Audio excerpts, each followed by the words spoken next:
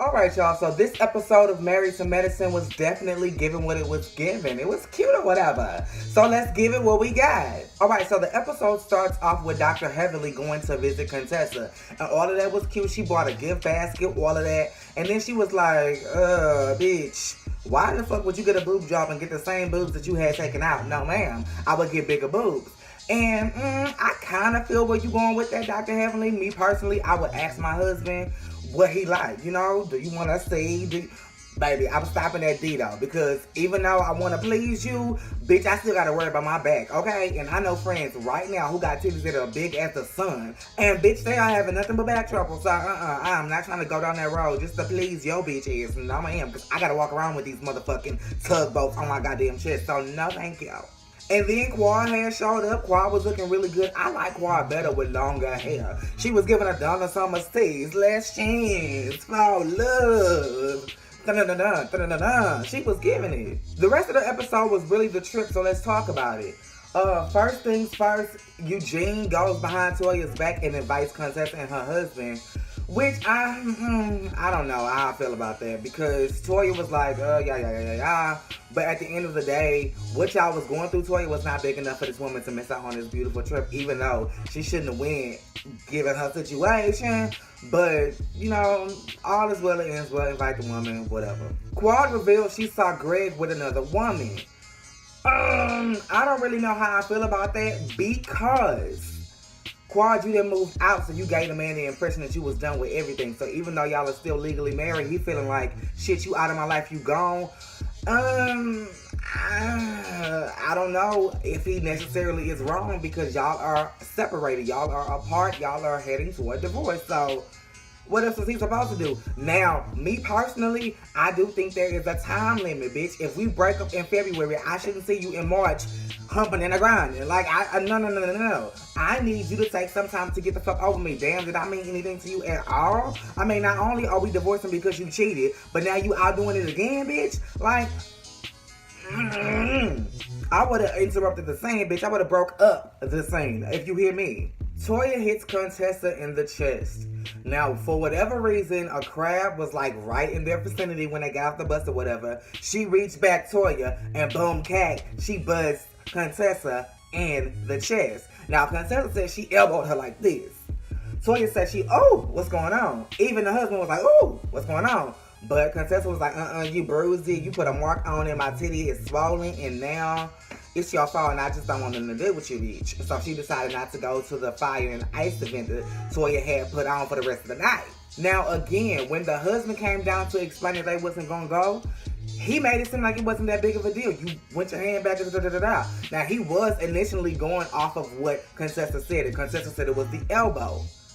I don't know. I honestly agree with the rest of the group. I feel like Contessa is just magnifying the event or magnifying the situation because it's Toya. If anybody else would have did it, she would have been like, it's no issue. I'm just in a little pain. I'm not going to go tonight. But because it was Toya, it was like, it was done on purpose. Da-da-da-da. And that really broke Toya down. Now, Toya was okay in the villa, but once they kept talking about it inside the van, and they was like, nah, she really feel like you did that shit on purpose.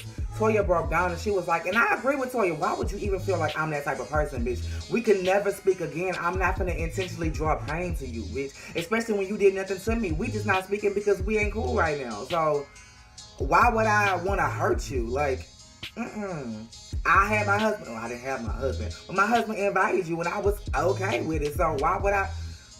Toya, it was an accident. Like what I said, we all know it was an accident. Do not worry about it, bitch. Let Contessa do what Contessa gonna do. Now for the fire and ice event. The fire and ice, the whole setup was beautiful. I loved that the women was in red. I loved that the men was in white. And they did the gift exchange. The gift exchange was everything. Everybody's gifts and everybody's sentiment behind the gifts was immaculate. It was beautiful. It was heartfelt. It was loving. It was just everything so romantic.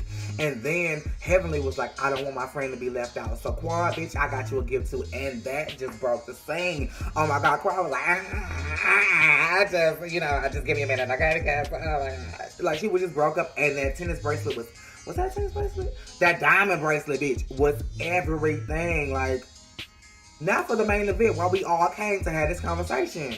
Heavenly versus Mariah.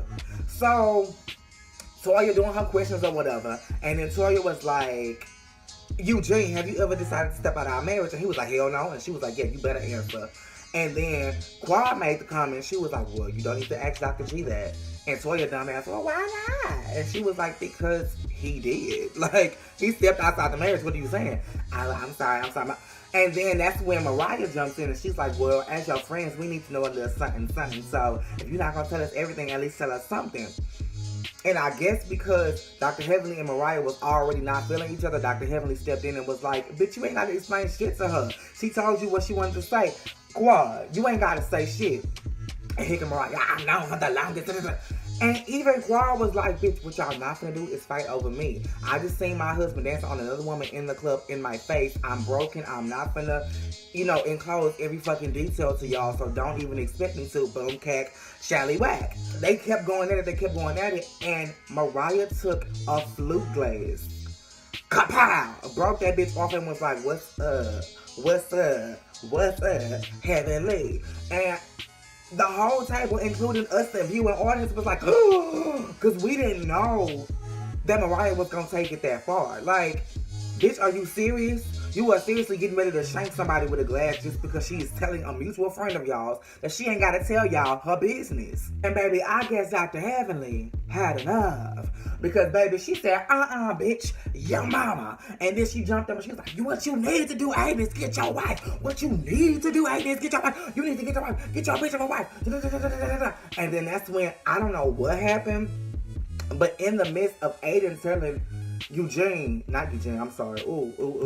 my bad. In the midst of Aiden telling Daddy, get your wife, bro, she tripping.